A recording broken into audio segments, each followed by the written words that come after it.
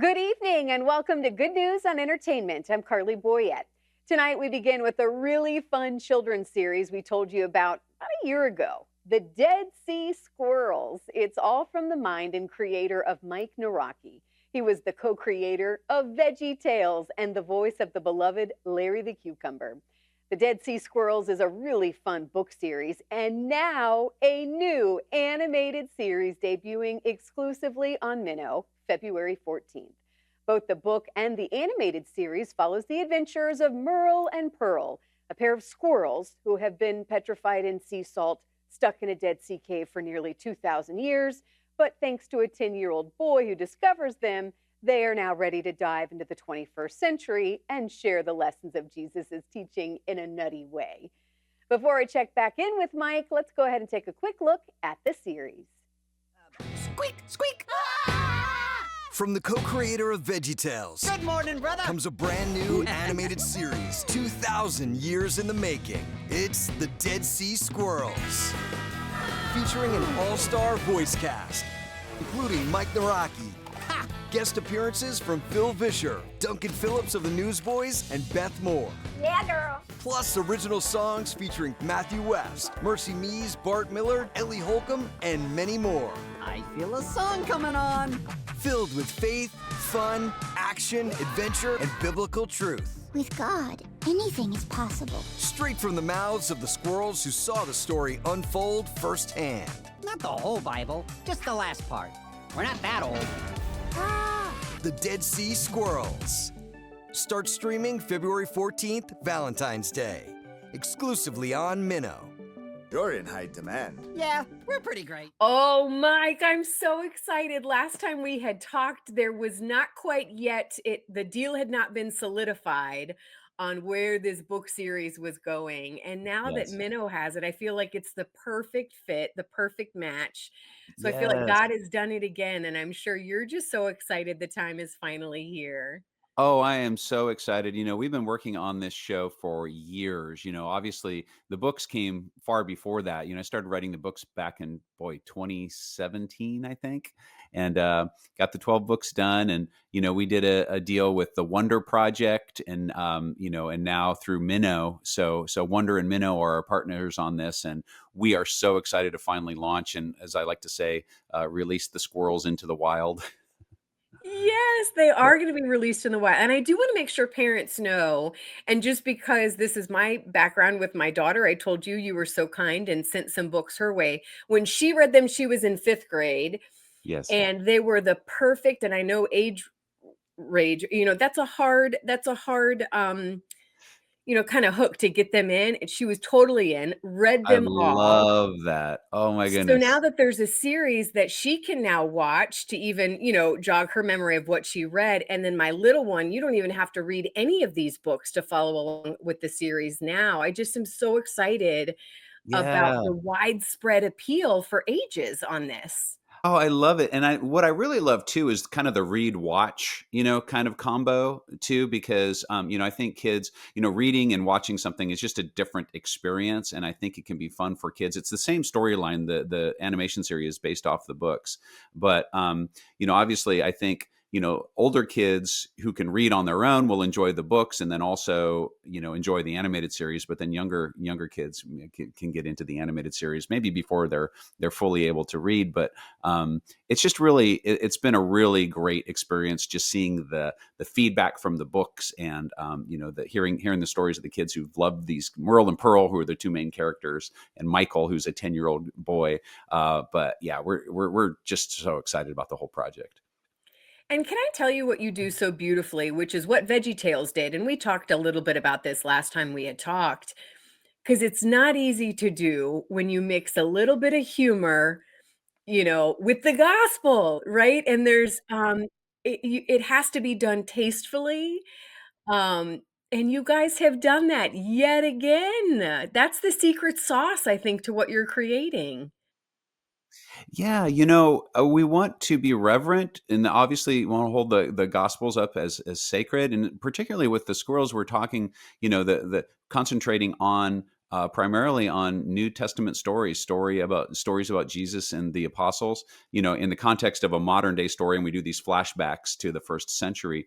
But, I think, developing, characters who have flaws, who, you can find humor in those characters, but yet, the gospel stays the same yesterday, today, and forever. And, holding that as sacred and as a way for the words of the gospel to guide our modern day characters' lives. It's just fun. It's fun to have flawed characters and play with humor and hopefully that is just a real draw for kids. Now, something that's going to be different for the series that you don't quite get understandably out of a book is the music and the partnerships that are coming out of this. Tell me about how that all kind of came together. Did you in your mind right away knew that this was going to be great, to incorporate music when you were creating, kind of thinking about this animated series? I did, in the books, every book has it's called Squirrel's Eye View. It's sort of a flashback chapter where Merle and Pearl, a squirrel who have been, frozen in time for 2,000 years in a Dead Sea cave and, are rehydrated and desalinated in the modern world. They're and by Michael, this little 10-year-old kid finds him in a cave.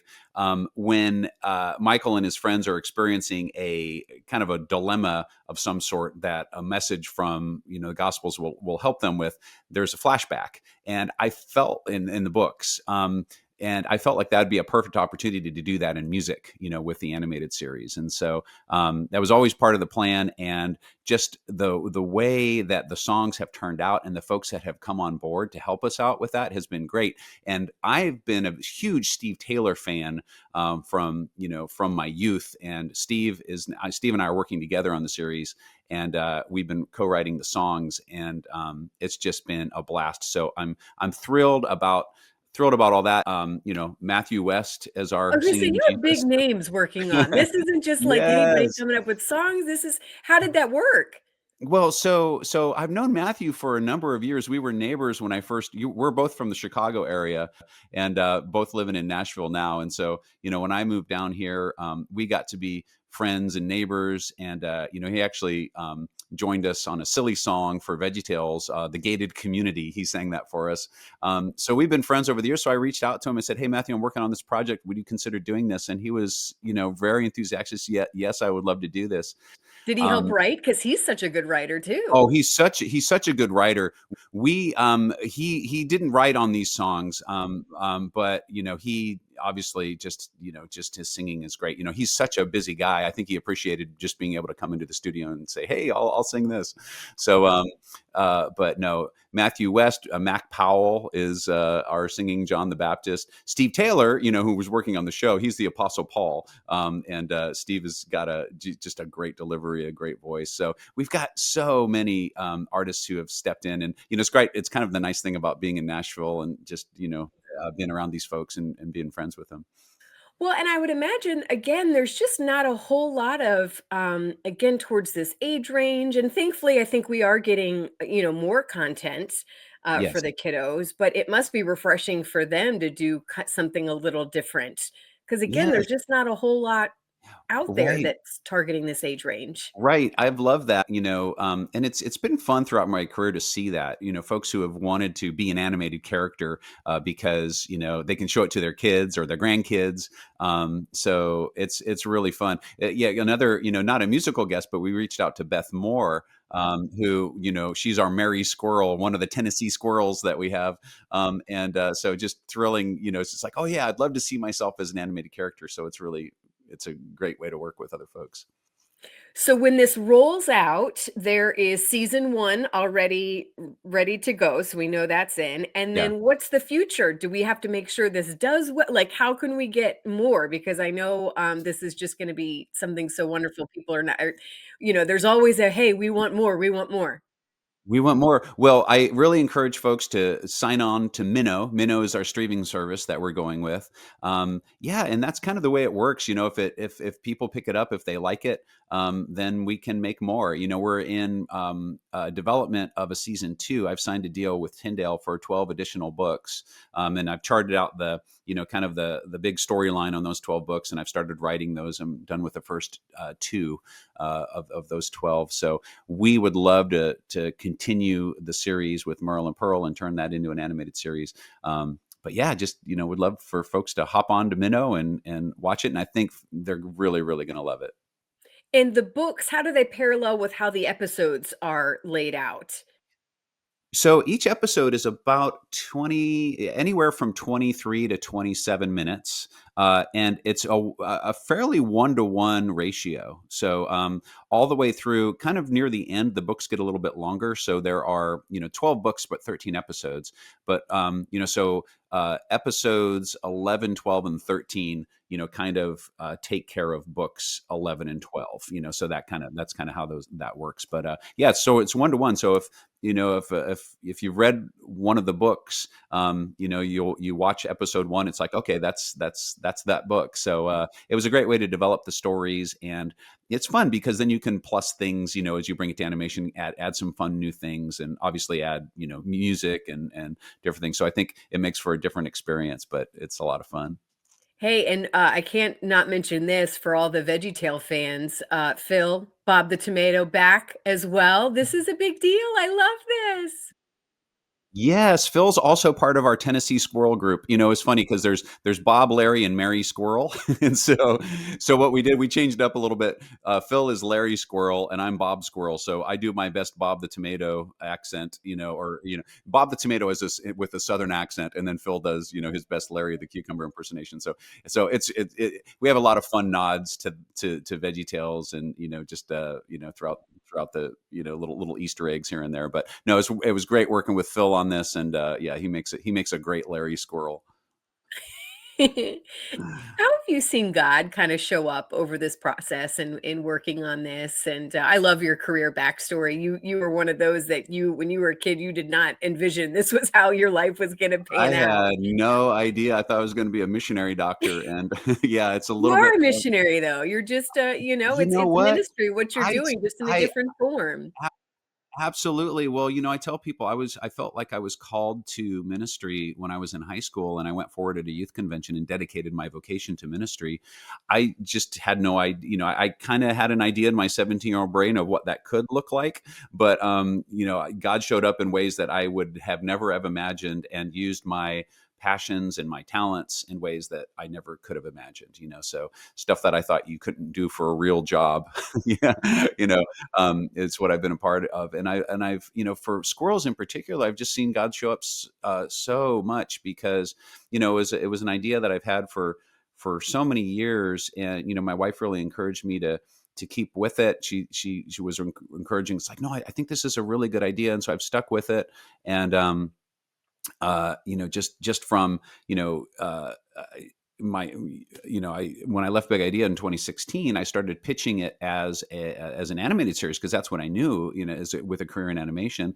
But a friend of mine in publishing, Dan Lynch, suggested, hey, have you ever thought about this as an early reader series? And I hadn't researched that and, kind of worked it up. Stepping out of your comfort zone again. Jumped out of my comfort zone, and then got open the door to Tyndale, picking it up. And, and then, one thing after another, then to raising money for the pilot, and, the great partners that we've had come on board and support this, to all the folks that have, joined us in creating the show. It's just been, God's been opening one door after the other. So it's just been an incredible process. And I'm so humbled and so thrilled by the whole thing. Oh, and I'm so excited about what this is going to do for kids and what's going to stick with them through this series. And just job well done. And I'm excited for you, and I'm proud for you. And I can't wait to watch it with my kiddos. Oh, Carley, thank you so much. I'm just, thank you so much. Really appreciate it. It's been great talking to you, from the early on points of this process. And it's exciting to be here where it's being released into the wild. Let's see what God does with it now. Well, Mike, thank you so much for your time. Enjoy the journey here as it launches out and getting the feedback, which I know is going to be great as well. And then we'll have to check back in later, and hopefully season 2, we can get cranking on that soon. Let's do it. All right, Carley, thank you so much. I feel a song coming on. Filled with faith, fun, action, adventure, and biblical truth. With God, anything is possible. Straight from the mouths of the squirrels who saw the story unfold firsthand. Not the whole Bible, just the last part. We're not that old. The Dead Sea Squirrels. Start streaming February 14th, Valentine's Day. Exclusively on Minno. You're in high demand. Yeah, we're pretty great. Again, the series premieres on Minno February 14th. You can find more info on gominno.com. And remember, it's a great book series too. You can also find those online too. All right, now I want to remind you about another unique way you can discover the world, time, and culture from when Jesus walked this earth. There is still time to visit the one-of-a-kind exhibit in Atlanta, Georgia, called Discovering the World of Jesus, Ancient Treasures from the Holy Land. The exhibit has about 350 genuine artifacts from Jesus' time and is only available for a few more weeks.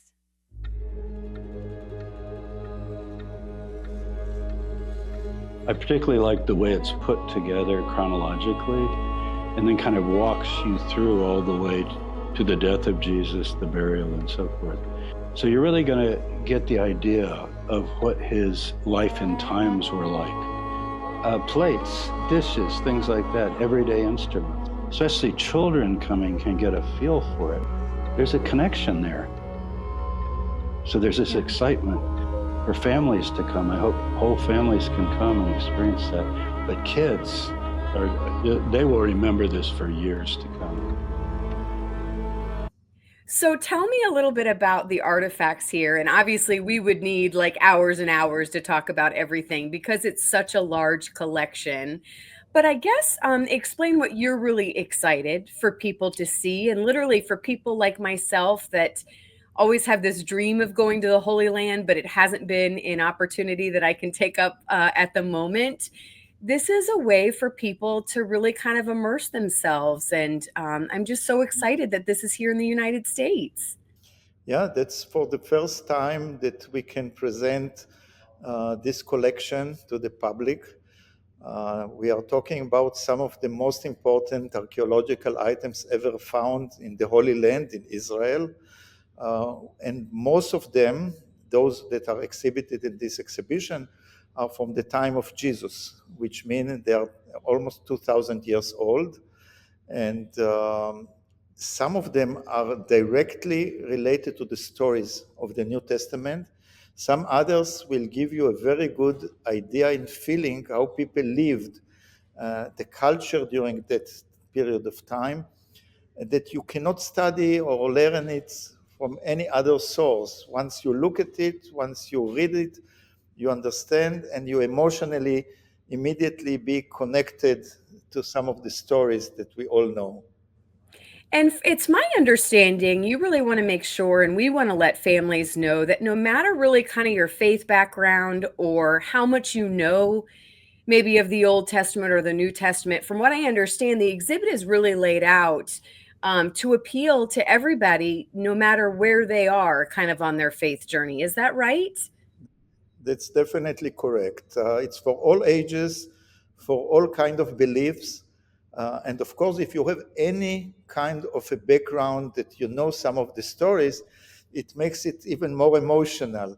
But you don't even have to be part of Christianity to love this exhibition. We have here more than 350 items. Some of them of extremely importance from archaeological and historical point of view. And some others just reflect the life during that period of time. And it's open eye. You almost touch the history when you're here. And it's not shown as just as not shown as in museums, because it's integrated with a lot of text, with immersive films, and with some other digital reconstructions and other elements that bring the story into life. And you go out with much bigger and stronger knowledge about everything. No, I love that. Talk about some of the big ones, though, that I think people are going to get really excited to see, kind of the main attraction. I know there's one in particular that's getting a lot of notice, but talk about that one. Yes, because some of the items, as I mentioned, are related directly even to the family of Jesus.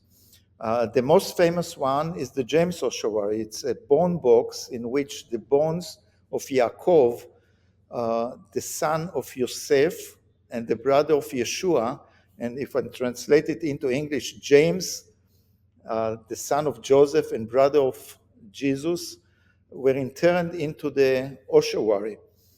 And this bone box was found in the mid-70s in the last century in Jerusalem itself, not too far from the Temple Mount. And it was tested and authenticized by several universities and research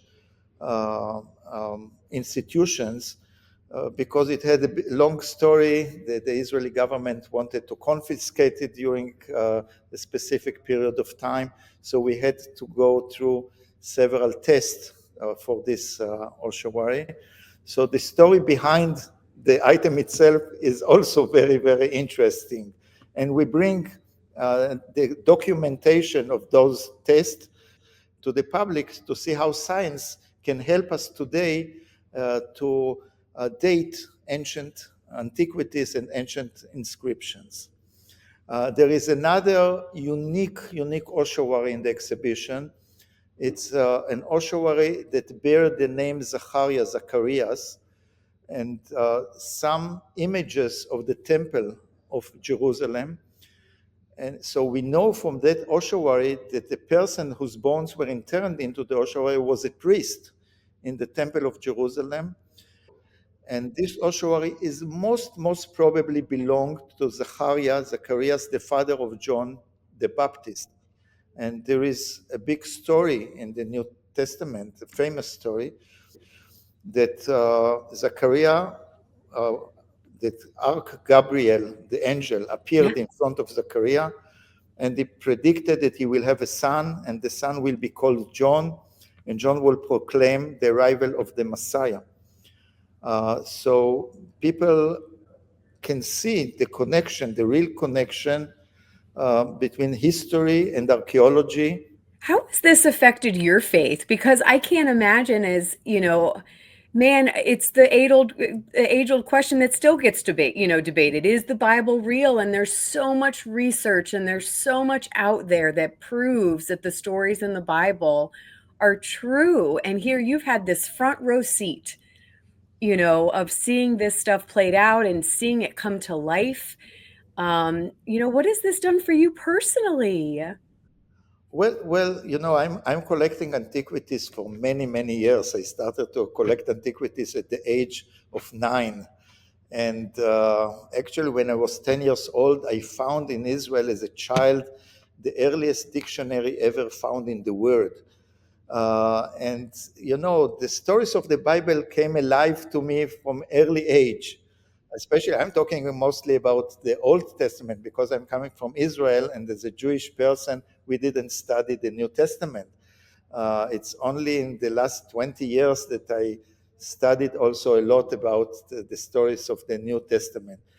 So I have no doubt that there are some real historical reports in the Bibles. Of course, they might be involved together with some other stories, but the basic stories are coming alive through archaeology. There is no question about it. Do you think we're going to find a lot more?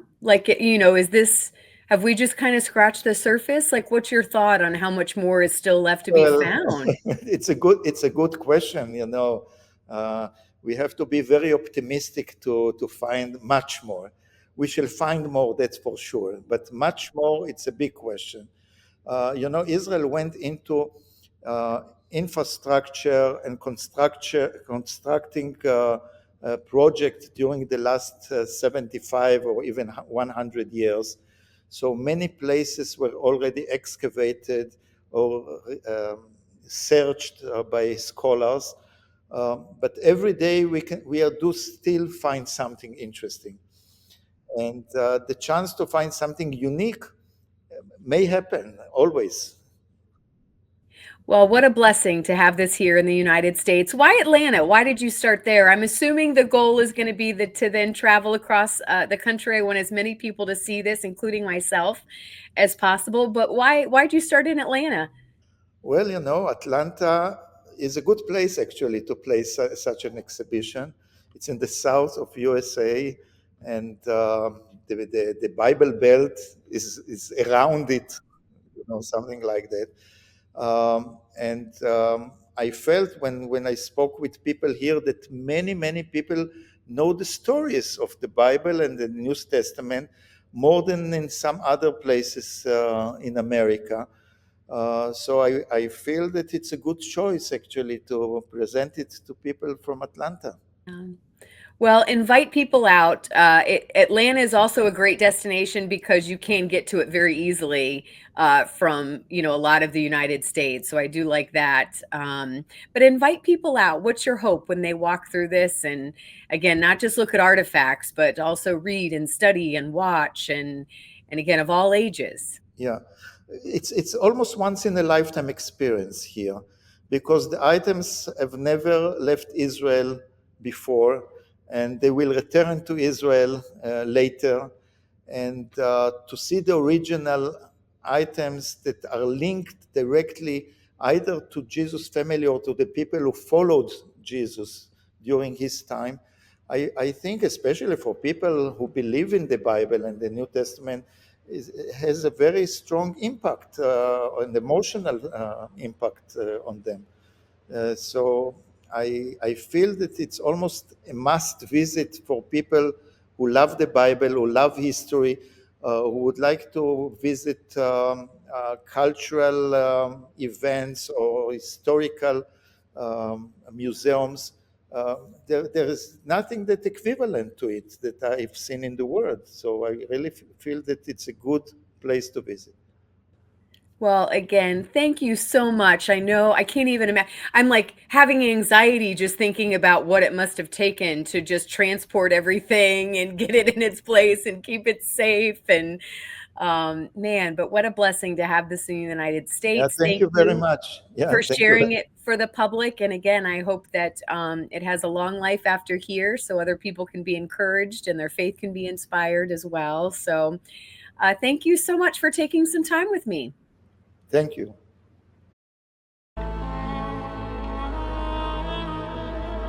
And to me, it's the most exciting. It's James, son of Joseph, brother of Jesus. But that ossuary most likely did hold the body of James, and it was found in the area where he was killed, just outside the Temple Mount. That is the only artifact we've ever directly connected to Jesus. So that, to me, is amazing to look at. Again, at the time of this recording, the exhibit is scheduled to go through February 28th. You can get tickets at discoveringjesusexhibit.com. I hope you enjoyed tonight's show. I'm Carley Boyette, and I look forward to seeing you next week right here on your Christian Television Network.